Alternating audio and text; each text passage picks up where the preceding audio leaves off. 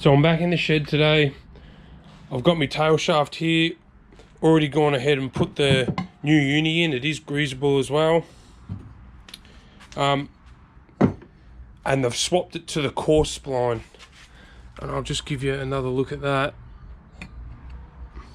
I never knew there was a difference in the two. Like, there was no info on the internet or anything, so.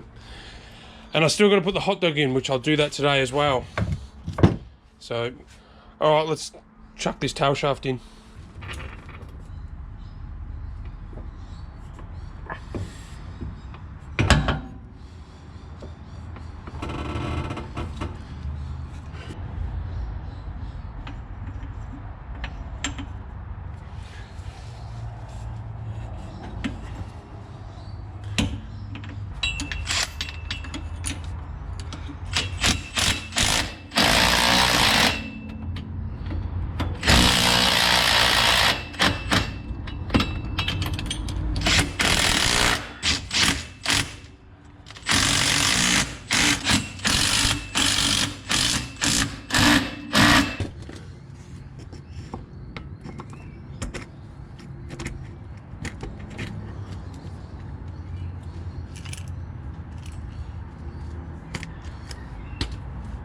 That's all it takes.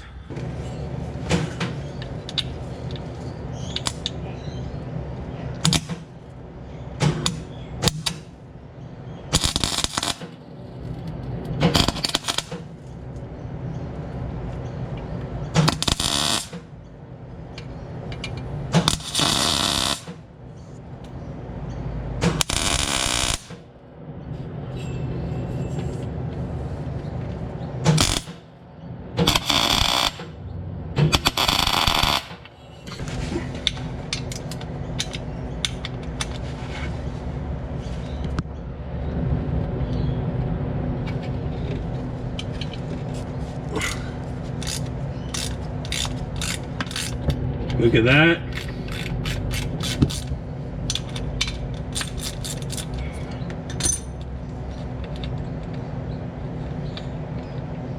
Oh, she's hot.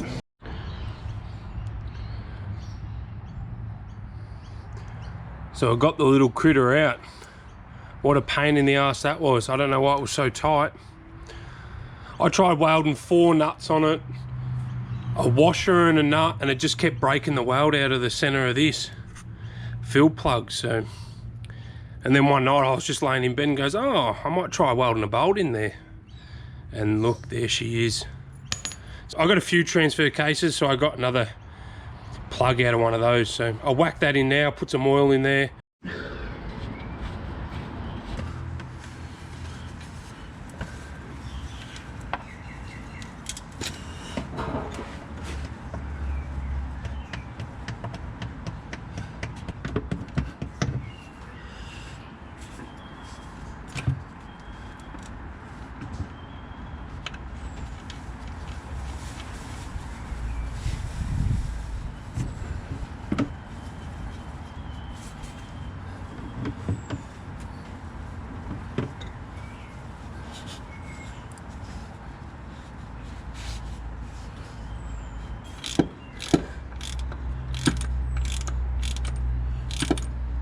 So everything underneath's done now. Now there's just one problem with the belt tensioner on this. And I'll start it up and show you.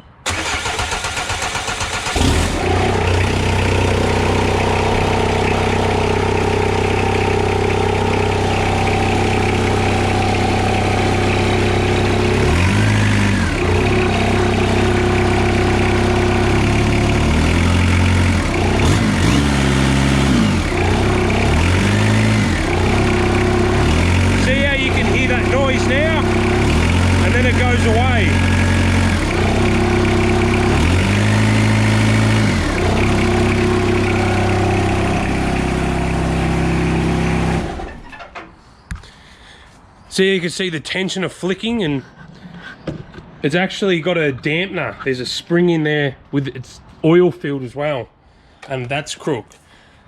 So this finally came in the post. Since COVID's sort of ending, everything's getting a bit quicker, so it only took 2 or so weeks to come.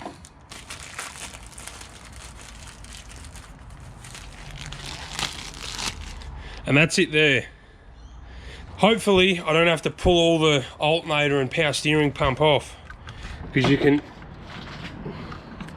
might not be able to see, but it sits, there's the top of it right there. So I've got good access here, just down the bottom might not be so good. So let's jump straight into it and get this sorted out.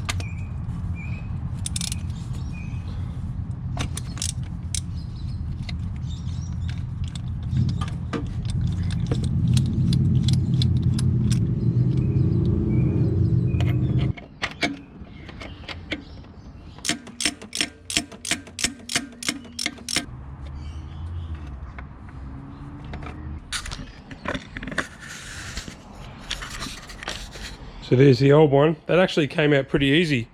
I thought that was going to be a shit job, but... So that's the new one, and that's the old one.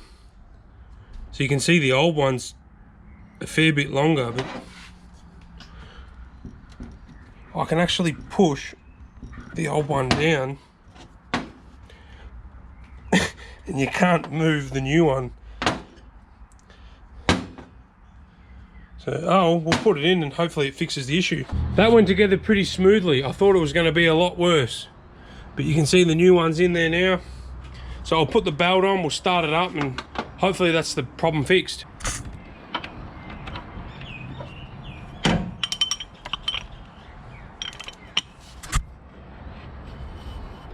So you can feel a lot more tension on it now.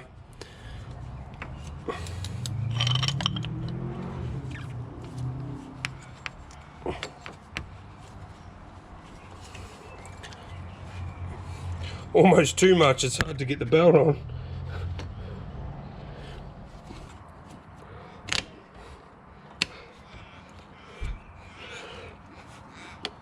Alright, let's start it and see if we fix the problem.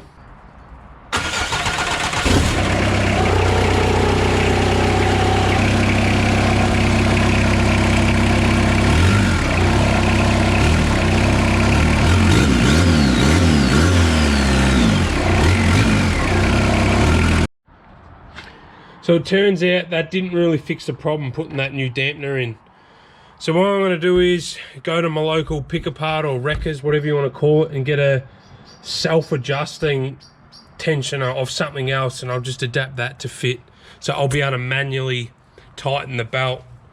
It's not ideal. I like to have it spring-loaded, but I think that's going to be my only option. I'm going to ring the Pug guy on the Peugeot guy on Monday and just see what he thinks about it. But while it's apart, this has factory oil cooling on it, which is, Dad made me this back when I first put this motor in, and I didn't end up using the water cooling because to get these pipes, it was just looked too messy and I didn't like it. So I've got this pipe here now with a nice sharp bend in it that I'm going to pull that out and it'll go something like that, just to neaten it up a little bit.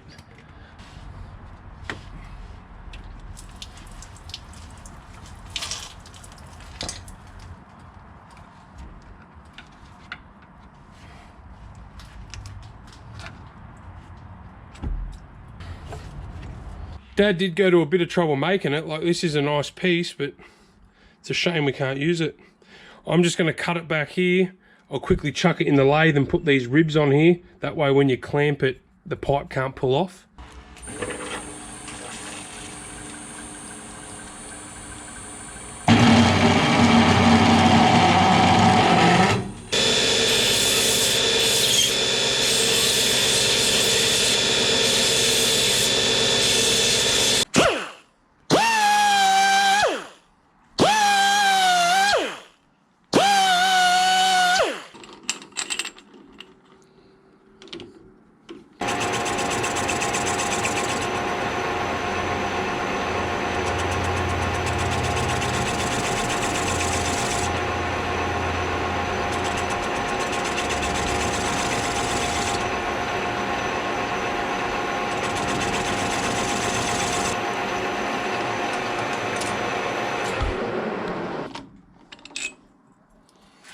I'd say that was a success.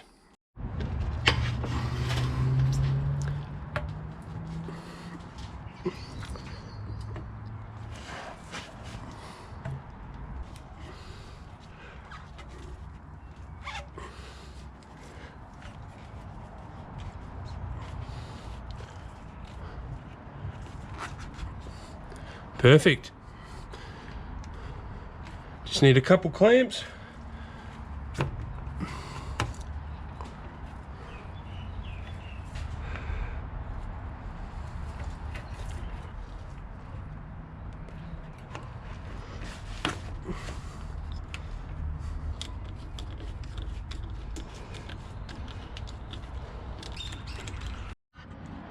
So there it is, all done. That's as far out as the steering rod comes, so it's not going to foul on any of it, which is good. And it looks a lot neater than it was before.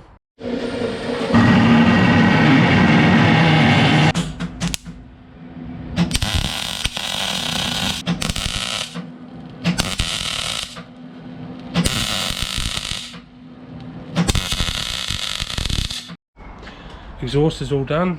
Hot dog's welded in. Just put some black paint there. I know it looks crap, but stop it from rusting anyway. The exhaust is all on. Now we'll do first startup.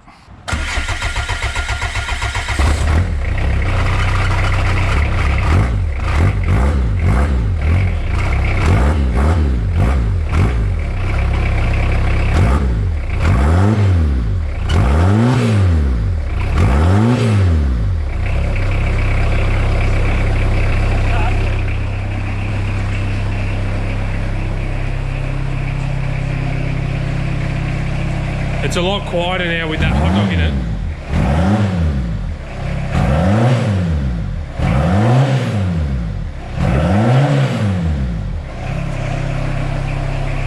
Rolls coal a bit.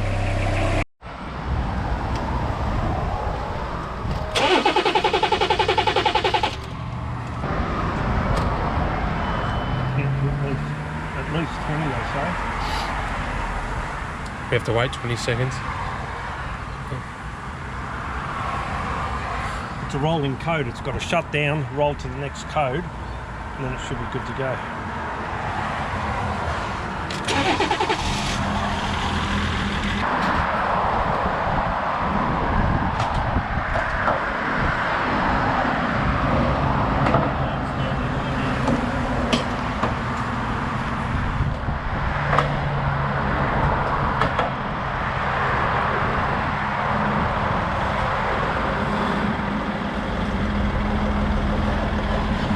It was right on the edge. I was going to say, it's because they're fat tyres.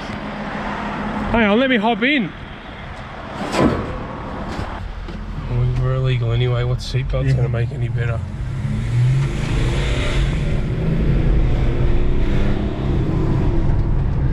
Bloody hell. And that's stocky motor. Hang on, launch it. What do we go? The hand, yeah. Oh, all the lights are on. Right.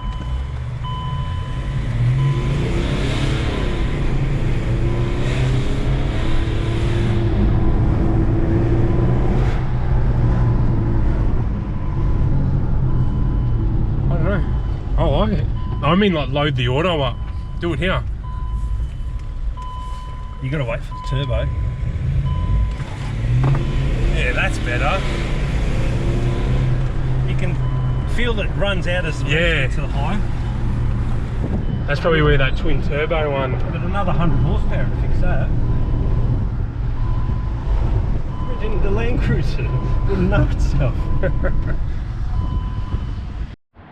So everything's done. New gearbox is in, all new oils. The muffler's done. I fixed up a few bits on the interior. I've just got to run my antenna wire for my UHF, which I can do later. I'm just going to drive it home now and get it up to temperature, make sure it's not leaking any more water, because it did.